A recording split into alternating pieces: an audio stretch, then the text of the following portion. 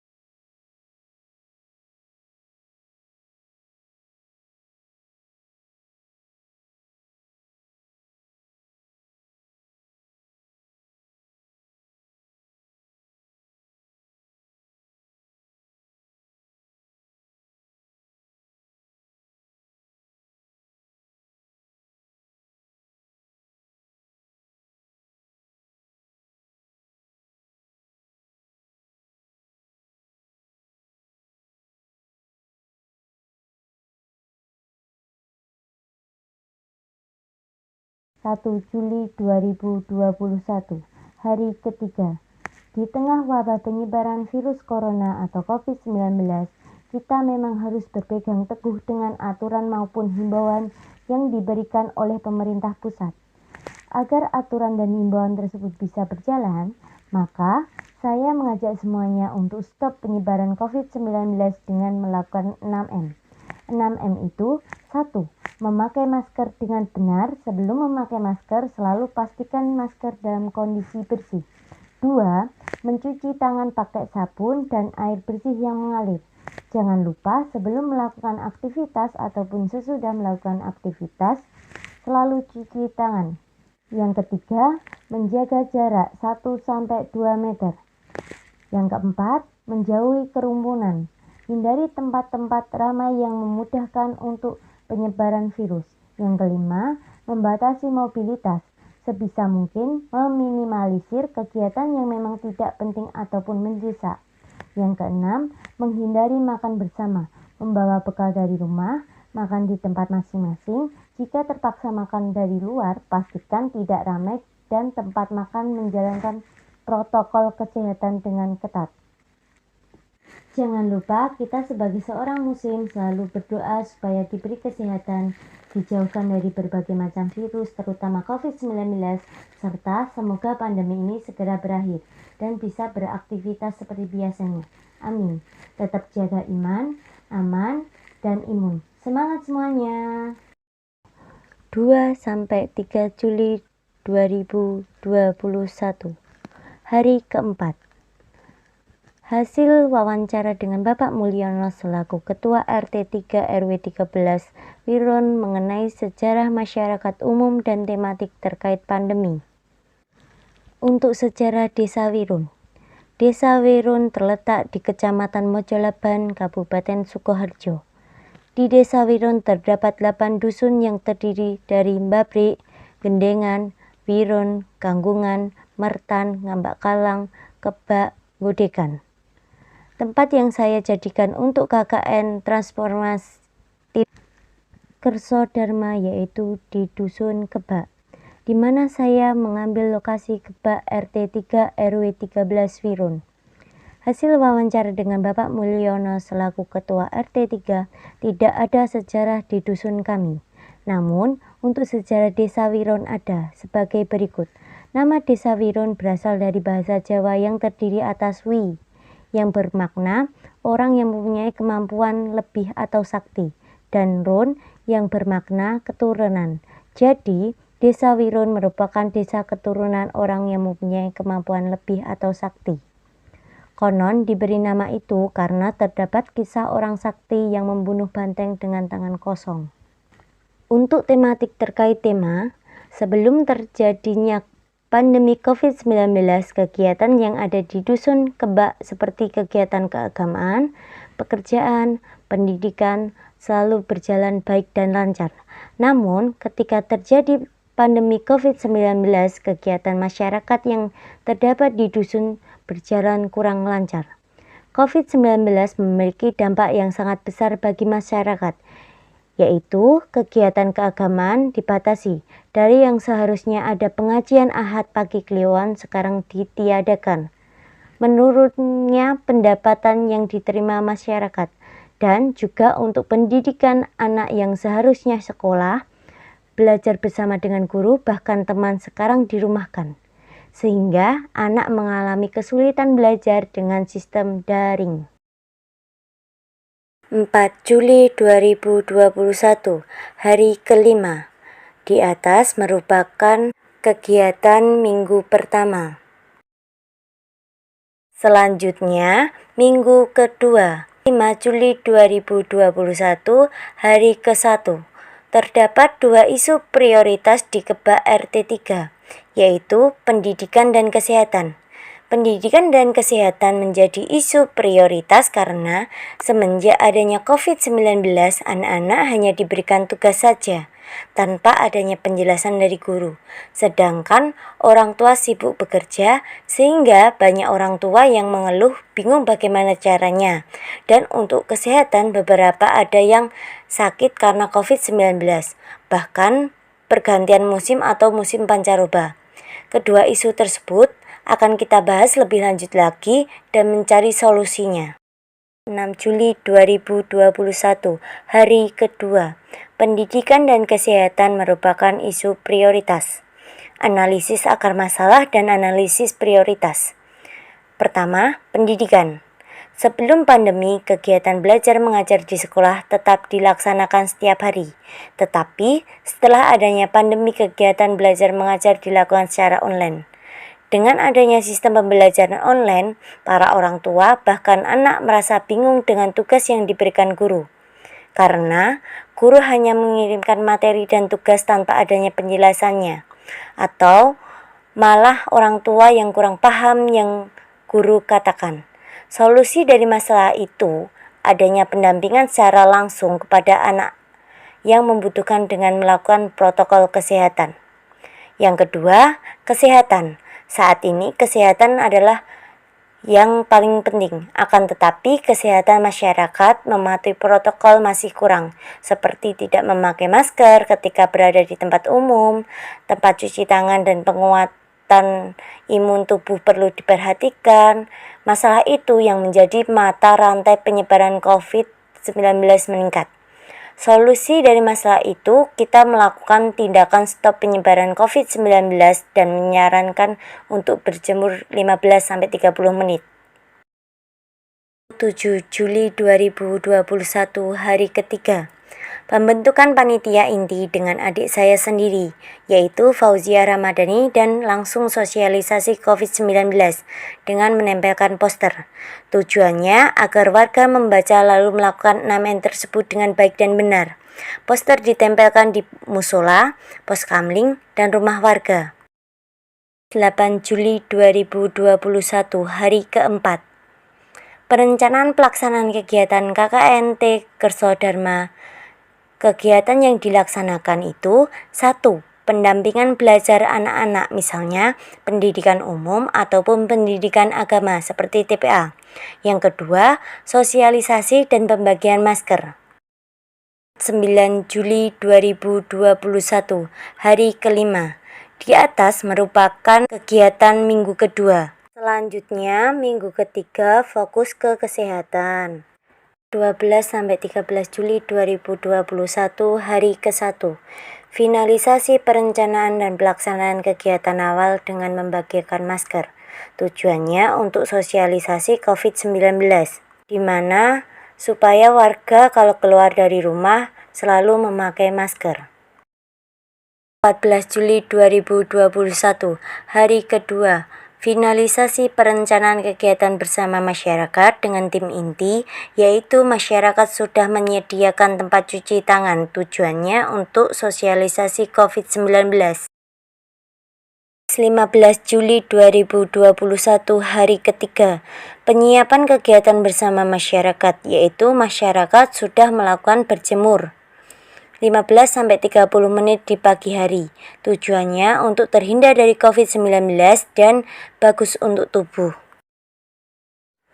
Hari keempat, pelaksanaan kegiatan awal bersama masyarakat dan evaluasi, yaitu penyemprotan disinfektan seminggu 1 kali. Tujuannya untuk stop penyebaran COVID-19.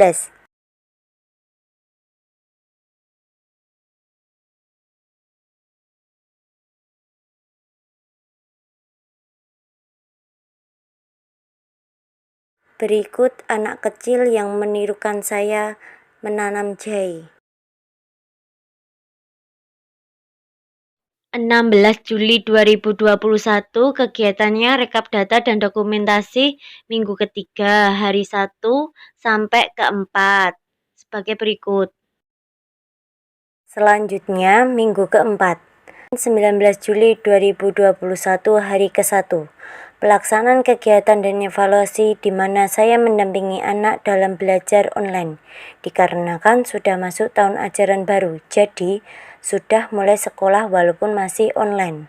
Halo Bu Guru, halo teman-teman. Nama saya Beliana Safitri dan rumah saya ke Pak Birun.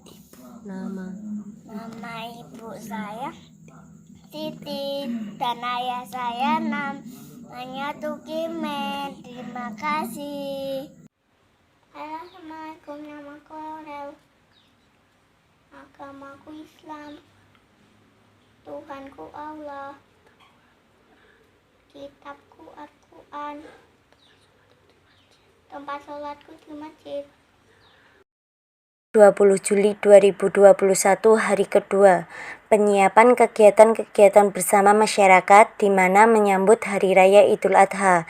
Kegiatannya seperti takbiran, menyiapkan tempat sholat Id, terdapat tempat cuci tangan sebelum sholat Id, terdapat pengecekan suhu, masker, dan diberi hand sanitizer. Lalu boleh sholat Id gabung dengan masyarakat.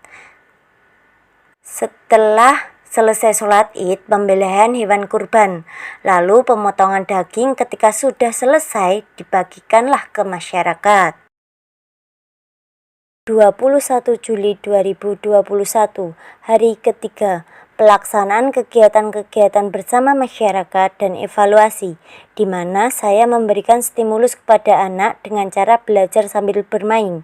Dari situlah anak senang, pengetahuan masuk, dan tidak ada keterpaksaan dalam hal belajar, seperti bermain puzzle, bermain miniatur, bermain es krim, tuh huruf, dan cake master.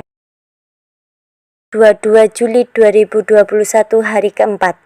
Pelaksanaan kegiatan-kegiatan bersama masyarakat dan evaluasi di mana saya mendampingi anak belajar, dan setiap hari Kamis malam Jumat terdapat kegiatan nyekar atau nyadran. Yang pertama, mendampingi anak belajar, tujuannya agar memastikan anak belajar dengan aman, semangat, dan membantu jika anak mengalami kesulitan. Yang kedua, nyekar, ziarah, atau nyadran adalah aktivitas mengunjungi makam orang tua, saudara, atau kerabat yang sudah meninggal dan mendoakannya.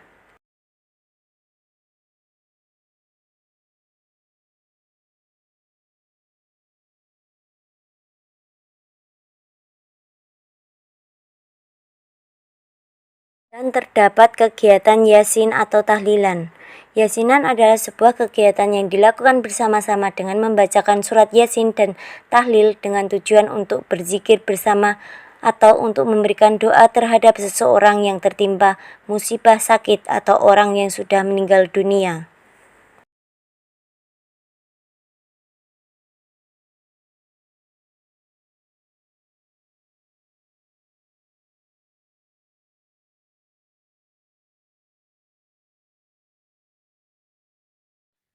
(23 Juli 2021) kegiatannya rekap data dan dokumentasi minggu keempat, hari 1 sampai 4 sebagai berikut. Yang terakhir minggu kelima, Senin 26 Juli 2021 kegiatan pertama. Di minggu kelima, saya melakukan pendampingan pengambilan tugas di TK Desa Wirun 3 dan masih mengutamakan protokol kesehatan. Selanjutnya, untuk tumbuh kembang anak, dilakukan pengecekan biasanya di posyandu. Dikarenakan pandemi dan PPKM di bulan ini ditiadakan. Untuk itu, pengecekan tumbuh kembang anak saya lakukan sendiri, seperti berat badan, tinggi badan, lingkar kepala, komunikasi, berbicara, gerak kasar, gerak halus, dan sosialisasi kemandirian. Setelah pengecekan tumbang anak, saya melakukan pendampingan TPA dari membaca Iqra, hafalan surat pendek, menulis huruf, dan main tebak sebelum pulang. TPA masih diadakan meskipun dalam masa pandemi dan PPKM dengan durasi 1 jam, dimulai dari jam 4:15 sampai jam 5:15 setiap hari Senin dan Kamis. Karena dari sejak dini, anak harus sudah ditanamkan agama untuk bekal masa depannya. Senin sampai Minggu, kegiatan keempat. Di minggu kelima ini, kegiatan yang terakhir yaitu proses penyusunan laporan, di mana ada 4 jenis bentuk laporan, yaitu laporan narasi, laporan esai, laporan jurnal, dan laporan sosial media. Yang saya pilih yaitu laporan sosial media. Berikut adalah bukti pengiriman di media sosial, yaitu IG, Twitter, Facebook, WA, dan YouTube. Cukup sekian yang dapat saya sampaikan, kurang lebihnya mohon maaf. Terima kasih. Wassalamualaikum warahmatullahi wabarakatuh. Bye bye, see you.